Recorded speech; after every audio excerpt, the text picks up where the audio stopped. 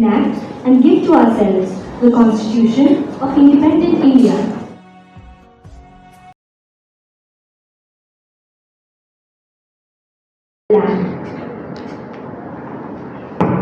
Lord, make us instruments of your peace. Where there is hatred, let your love increase. Lord, make us instruments of your peace. Walls of pride and prejudice shall cease. When we are your instruments of peace. Where there is hatred, we will show His love. Where there is injury, we will never judge. Where there is striving, we will speak His peace. To the millions crying for release, we will be instruments of peace. Lord, make us instruments of your peace. Where there is hatred, The let All your India love Catholic University Federation is a movement committed to creating a just and equitable society rooted in the values of faith, service, and justice. It inspires young people to be catalysts of change, promoting the dignity of every individual. All India Catholic University Federation celebrates 100 years of its existence in 2024. 100 years of unwaveringly fighting against an unjust society through social action.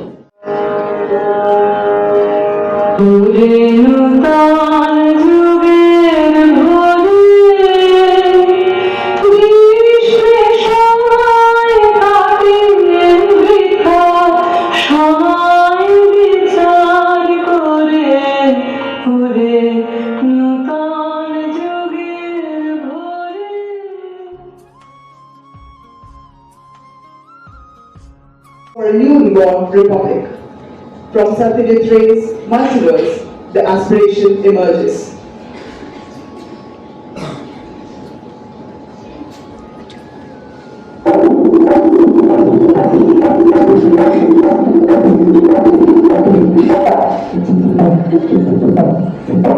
ভূতের রাজা দিল গড় জবর জবর টিঙ্গট এক দুই তিন জবর জবর টিঙ্গট এক দুই তিন সবাই সমান হইতে পারি এক নম্বর যাচাই বলতে করতে পারি দুই নম্বর শোষণ থেকে বাঁচতে পারি তিন নম্বর কেমন সুন্দর ভূতের রাজা দিল গড়।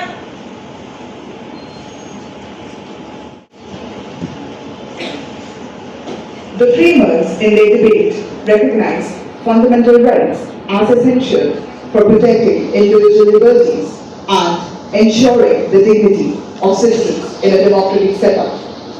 Dr. B.R. Ambedkar, the chairman of the drafting committee, emphasized their role in safeguarding minority rights and creating a just society. The draft constitution presented before the House enlists 6 fundamental rights, out of which the first 3 are individual rights, namely right to equality, right to freedom, and right against exploitation. One should note that equality without liberty will lead to the supremacy of a few. Meanwhile, liberty without equality will kill the initiative of the individual. Hence, the 2 rights cannot be separated. While right against exploitation is to redress the age-old practices of beggar and child exploitation.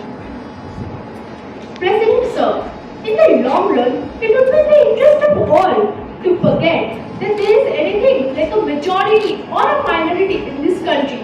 That in India, there is only one community. In order to ensure the divide between the majority and the minority ends, as the chairman of the advisory committee, I advocate abolition of reservation on communal grounds and instead reservation based on social backwardness.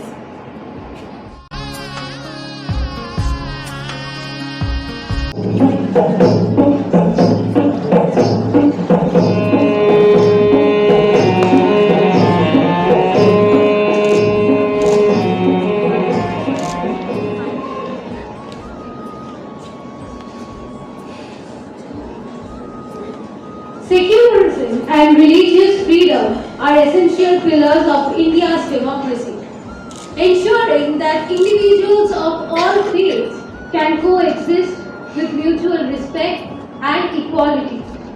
Recognizing India's diverse religious landscape, the framers of the Constitution enshrined secularism as a guiding principle to protect this pluralism.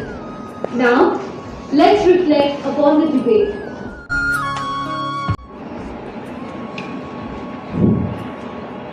The secularism proposed by the Constituent Assembly does not mean that there will be absence of religion or lack of spiritual values.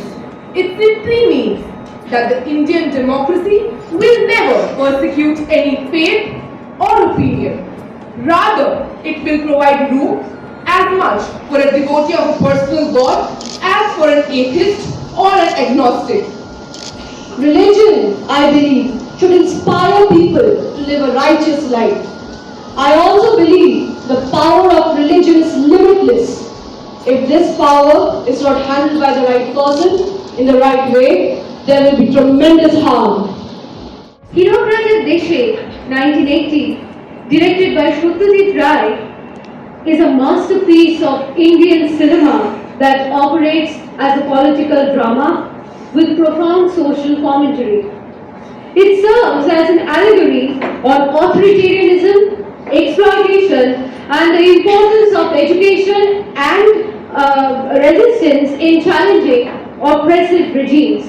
Its relevance remains significant in contemporary political context.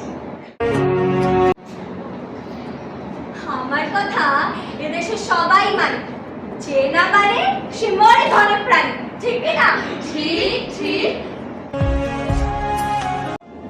In India, judicial independence is guaranteed under the Constitution, which establishes separation of powers, insulating judges from political and external pressures. This setup fosters public trust as citizens rely on the judiciary to address grievances, uphold justice, and act as a safeguard for civil liberties. The framers of the Constitution understood that a robust and impartial judiciary was necessary to preserve the democratic ideals of the nation, protect fundamental rights, and uphold the rule of law. The provisions on judicial independence, security of tenure, and judicial review reflect these concerns and remain integral to India's constitutional framework. Here is a dramatic excerpt of the debate. Article 32 of the Constitution of India empowers the Supreme Court to issue writs, namely habeas corpus, mandamus, prohibition, certiorari, and quo warranto to redress the concern pertaining to the infringement of fundamental rights. However, I propose this power is extended to the High Courts to get rid of the anomalies and to provide an adequate and effective machinery for the enforcement of fundamental rights. The proposal placed before the House by Sir Alladi is necessary. The Constitution of India will be a kind of charter that will recognize the fundamental rights of individuals and certain obligations on part of the government. These can only be enforced through judicial independence and by empowering not just the Supreme Court but also the High Court through writs.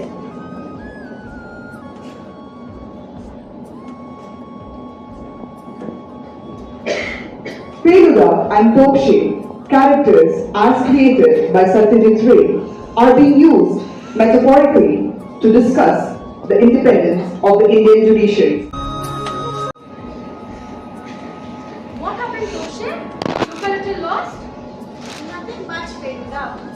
I'm just trying to understand and analyze the role played by the Indian judiciary in these cases.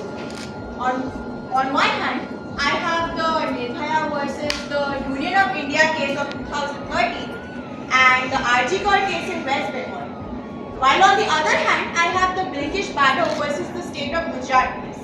While all these cases are pertaining to sexual violence against women, I find the role played by the judiciary to be a bit different. Oh, so this is the problem. Let's see if Pradosh Mittal can be of any help. Firstly, by virtue of being a democracy, India has an independent judiciary. Hence, it can decide its course of action according to the situation. Adhering to the verdict of the Supreme Court, the convicts of the Nirbhaya case were hanged till death.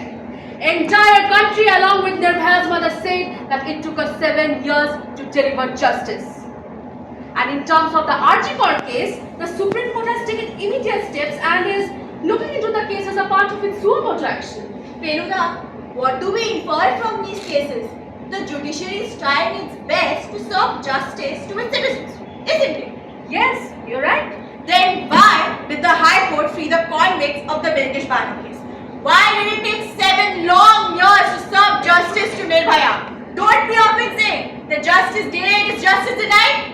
I completely agree with what you're saying. But let's not forget, Tokshi. The Supreme Court in 2024 quashed the remission granted to 11 men convicted in the Bilkis Bano gang rape case. I also agree that it took us 7 long years to deliver justice to Nirbhaya. But that doesn't mean that we will leave the constitutional machinery and take up law and order in our hands. I agree with your argument. But what do you have to say about the RG Kaur case? It's been more than 3 months and we are still waiting. How long, Feluda? I believe that this is the gloomy side of the Indian judiciary. No matter how independent it is, it continues to be overburdened and unhurried. Tagore, where the mind is without fear and the head is held high, where knowledge is free, where the world has not been broken up into fragments by narrow domestic walls, forward by thee into ever-widening thought and action. Into that heaven of freedom, my Father, let my country awake.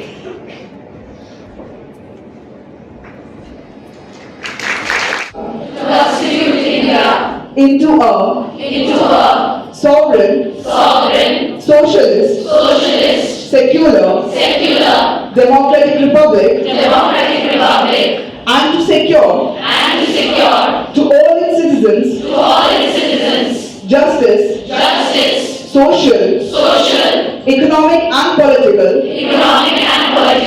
liberty of thought, expression, belief, faith and worship, equality of status, and of opportunity, and to promote, among them all, fraternity, assuring the dignity of the individual, and the unity and integration in our constituent assembly,